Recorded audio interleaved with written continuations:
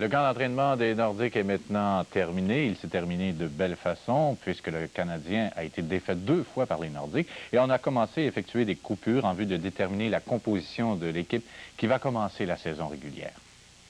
Oui, Jean, exactement. Oui. Il y a 3 joueurs qui étaient à l'exercice ce matin qui ont été retranchés cet après-midi. Il s'agit des ailiers Herb Raglan et Chris Simon et du défenseur David Carpa. Donc, ils prennent la direction de Halifax. Et il y a 2 autres joueurs qui devraient être fixés sous peu quant à leur avenir. Il y a Stéphane Morin et Randy Velicek. Stéphane Morin n'était pas à l'exercice des Nordiques ce matin. La direction du Fleur de Lysée lui a offert un contrat qu'il a préféré refuser. Cette entente comportait une clause des ligues mineures, stipulant qu'il toucherait un moins gros salaire s'il devait jouer à Halifax. Je pense qu'il y a l'impression qu'il va jouer plus souvent à la Ligue nationale avec une autre équipe. C'est peut-être pas vrai, mais il faut qu'il soit libre de prendre sa décision. Randy Velicek est un autre joueur dont les heures sont comptées avec les Nordiques. Pierre Pagé veut garder 8 défenseurs. Velicek serait le 9e. Il a été soumis au ballottage suite à la séance de repêchage intra-ligue hier. Les équipes ont jusqu'à demain à midi pour le réclamer. C'est une façon honnête d'agir avec lui. Que si on le garde ici, tant mieux. Mais si on fait d'autres choses, il faudrait l'exposer avant. On n'exclut pas la possibilité que Velicek puisse devenir un adjoint de Doug Carpenter à Halifax, un rôle de joueur-entraîneur. Cette possibilité intéresse le défenseur. Oui, ça m'intéresse. Il faut dire que je n'en ai pas beaucoup parlé, pensé jusqu'à présent, mais le fait que je suis un des seuls vétérans qui joue à Halifax, si je descends, c'est sûr que ça m'intéressera beaucoup, oui. Si dans certains cas, les choix se font par eux-mêmes, il en va différemment pour ce qui est des gardiens. Pierre Pagé va sans doute commencer le calendrier régulier avec un ménage à 3. Comme on compte sur Extal comme gardien numéro 1, est-ce que la tâche ne sera pas plus difficile pour Fizet et Cloutier? Non, mais c'est sûr qu'il va falloir mettre de la pression quand on va avoir une chance de jouer. Il va falloir mettre de la pression sur Ron aussi, qui n'est pas tout seul dans la course. Puis à tous les jours, on travaille fort pour mériter un poste. Puis lui aussi, il va falloir qu'il garde les filets parce que quand tu as 3 gardiens, le gardien qui est dans le but, il faut qu'il fasse l'ouvrage. On devrait donc être davantage fixé demain quant à la composition de l'équipe qui commencera la saison régulière jeudi. Et puis, dans le cas de Stéphane Morin, revenons-y, puisqu'on sait qu'il aurait eu une entente avec une autre équipe, mais on ne sait pas encore de quelle équipe il s'agit. Baseball majeur, maintenant, au lendemain de la conclusion de la saison régulière, les Expos ont annoncé ce midi que Felipe Alou serait à la barre de l'équipe encore pour 2 ans. Les détails de l'entente n'ont pas été dévoilés, mais on parle d'un contrat de 300 000 $ américains annuellement. Puis il y a les Blue Jays, eux, qui ont remporté pour une 2e année d'affilée le championnat de la section Est de la Ligue américaine. Alain Tétu nous a préparé ce qui suit. Les Torontois ont terminé de belle façon la saison régulière en inscrivant une 96e victoire, 7-4 aux mains des Tigers de Détroit. La troupe de Cito Gaston a conquis le championnat de la section Est devant plus de 50 000 spectateurs. Ce 68e match d'affilée présenté à guichet fermé porte à plus de 4 millions l'assistance annuelle des Jays qui détiennent la meilleure marque du baseball majeur à ce chapitre. Les Blue Jays débutent leur série mercredi alors qu'ils se mesureront aux A's d'Oakland. Pour leur part, les Expos ont tourné la page hier lors du dernier match de la saison, subissant un revers de 3-2 face aux Cubs au Wrigley Field de Chicago. Ironie du sort, c'est un ex-porte-couleur de la formation montréalaise, André Dawson, qui est venu sceller l'issue de la rencontre par un circuit de 3 points cogné en 3e manche. Il s'agissait de son 399e tour des coussins en carrière. Les Expos terminent la saison à 9 matchs de la tête avec une fiche de 87 victoires, leur 4e meilleure récolte depuis 1969. L'excellente tenue de l'équipe montréalaise a eu des effets positifs sur l'affluence des spectateurs, puisqu'en 1991, avec une fiche de 71 gains, les Expos avaient attiré 978 000 personnes, alors que cette saison, avec 16 victoires de plus, on en dénombre au-delà de 1 730 000, une nette augmentation de 752 000 spectateurs. Il y a Carole Rouillard de Beauport qui a remporté le Marathon international de Toronto pour une 2e année. Et il y a le Grand Prix cycliste de Montréal qui se déroulait hier. Alain nous en parle. Contre toute attente, l'Espagnol Federico Echave a remporté le Grand Prix de Montréal qui représente la 9e épreuve de la Coupe du Monde, la seule à être présentée hors du continent européen. Dans une fin de course endiablée, Echave a eu le meilleur lors d'un sprint à 3, quelques bornes avant l'arrivée de l'épuisante course de 224 km, auquel participaient 139 cyclistes roulant à une vitesse moyenne de près de 40 km/h.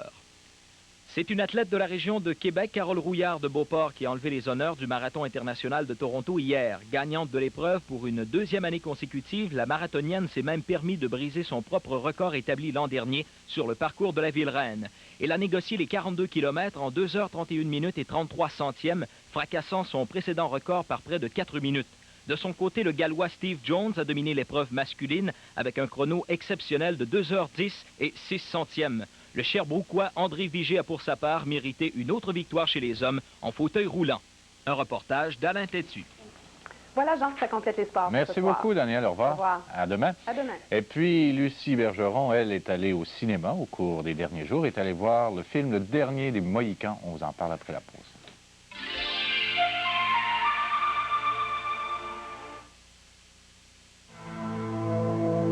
Vivre caché.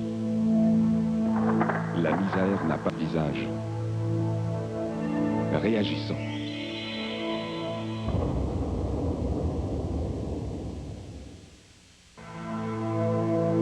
Vivre caché. La misère n'a pas de visage. Réagissons.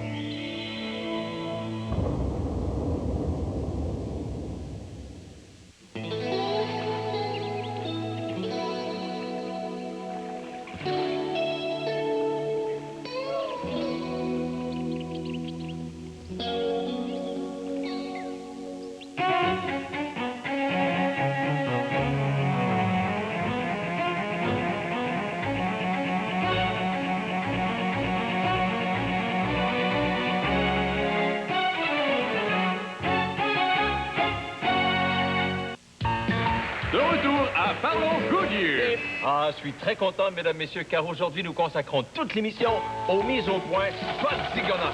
Mais qu'est-ce que c'est? Mais c'était pas Noël!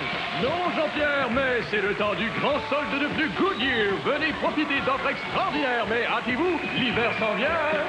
Est-ce qu'on peut revenir à nos mises au point? Économisez jusqu'à 35% chez Goodyear dès aujourd'hui. Quand on a décidé de créer une nouvelle sorte de bière, au lieu de le faire selon la méthode habituelle, on a renversé la vapeur. Pour mettre en bouteille une bière plus douce, au goût plus frais, la BAC l'a filtrée à froid. La nouvelle Labatt Draft, la draft qui vient du froid. Lucie Bergeron, bonsoir. Bonsoir, Nouvelle Jean. culturelle. Lucie, vous êtes allée voir un film qu'à peu près tout le monde a vu, peut-être pas celui-là, mais tout le monde a entendu parler du Dernier des Mohicans. On était jeunes garçons, jeunes filles, on voyait ce film, cet Indien. Alors, ça dit quelque chose à tout le monde. C'est pas la première fois qu'on reprend ce film-là. Non, en fait, il y a eu 5 versions cinématographiques différentes de ce roman-là, qui était un roman finalement classique de la littérature américaine. Ça a été écrit en 1826, on en a fait donc 5 versions. C'est parce que, dans le fond, c'est une histoire qui est très attrayante. D'ailleurs, il y en a très spécial dans la dernière version. On met en scène des personnages qui sont importants, qui ont été importants dans l'histoire de la région de Québec, le marquis de Montcalm et aussi ses alliés Hurons. Dans le Dernier des Mohicans. Oui, c'est ça. En fait, dans la récente version du Dernier des Mohicans, tout le monde y trouve son compte, les amateurs d'histoire, de romance ou d'action. D'abord, il y a l'attrait historique. Le Dernier des Mohicans se déroule en 1757. La Grande-Bretagne demande aux colons et à ses alliés, les Mohawks, de l'aider à combattre les Français. Les Français sont appuyés, eux, par les Hurons. Le film relate la prise du fort anglais William Henry par les Français. Puis, il y a l'attrait romantique. Œil de Faucon est un blanc adopté par un grand chef indien, le Dernier des Mohicans. Il sauve la vie de Cora, fille du colonel Monroe. Évidemment, il tombe amoureux. Et puis, par-dessus tout, il y a l'action.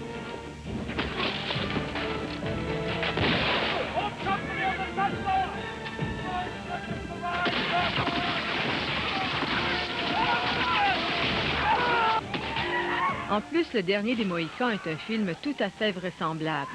Tourné en Pennsylvanie et en Caroline du Nord, là où se trouvent les dernières forêts intouchées du pays, le film nous transporte vraiment dans l'atmosphère de cette époque, pas si romantique que ça. Si tout ça ne vous convainc pas d'aller voir Le Dernier des Mohicans, allez-y au moins pour Daniel Day-Lewis. L'acteur avait d'abord refusé le rôle, mais il s'est heureusement ravisé. Une fois de plus, il entre magnifiquement dans la peau de son personnage, Œil de Faucon, comme si toute sa vie il avait été coureur des bois.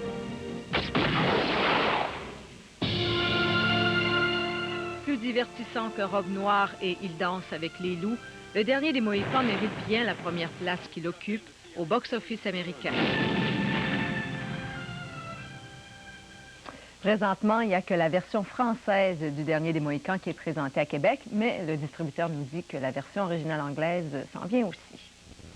Près de 200 peintres professionnels et amateurs viennent en aide à la maison Arc-en-Ciel. Arc-en-Ciel, c'est une corporation en but non lucratif pour les personnes alcooliques ou toxicomanes. Pour ramasser des fonds pour cette maison d'entraide, des artistes ont donné des œuvres qui seront vendues dans le cadre du premier salon de l'Arc-en-Ciel. Ça aura lieu au Mail Centre-Ville du 7 au 18 octobre. Parmi les artistes qui ont fait des dons, il y a Marie Laberge, qui est aussi présidente d'honneur de ce salon. Elle a d'ailleurs fait cette peinture qu'on voit ici, spécialement pour le salon. Elle l'a justement appelée Arc-en-Ciel.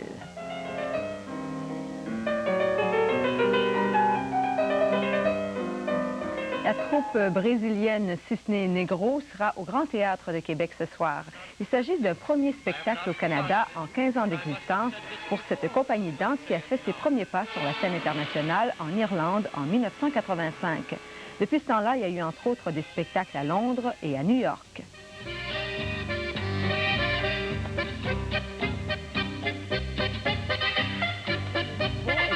De danse moderne qui s'inspire parfois du folklore, comme le dit la fondatrice Hulda Bittencourt. I can use folklore, but not folklore, pure folklore. I use the music from folklore, but the movements are contemporary movements. The language of the company is very, very modern. Voilà, merci Lucie, c'est déjà tout. Oui, au revoir, à demain.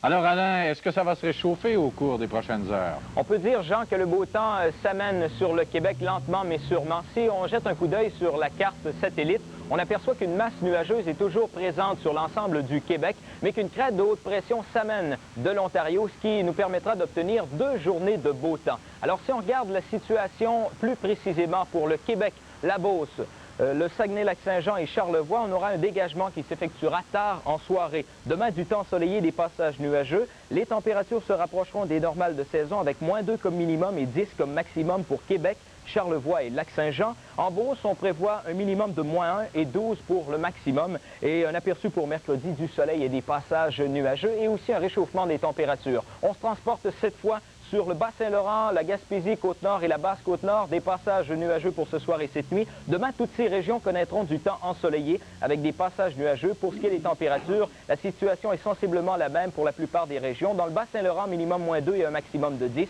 Alors qu'en Gaspésie, sur la Côte-Nord, le minimum sera de 0 et le maximum de 10. Pour ce qui est de la Basse-Côte-Nord, on prévoit un minimum de 1 et un maximum de 7 degrés. L'aperçu pour mercredi, un ciel variable pour toutes ces régions avec un maximum aux alentours de 10 degrés. Donc, les températures se réchauffent graduellement pour faire place à ces belles journées d'automne. Merci beaucoup Alain Tétu. À la prochaine. Au revoir.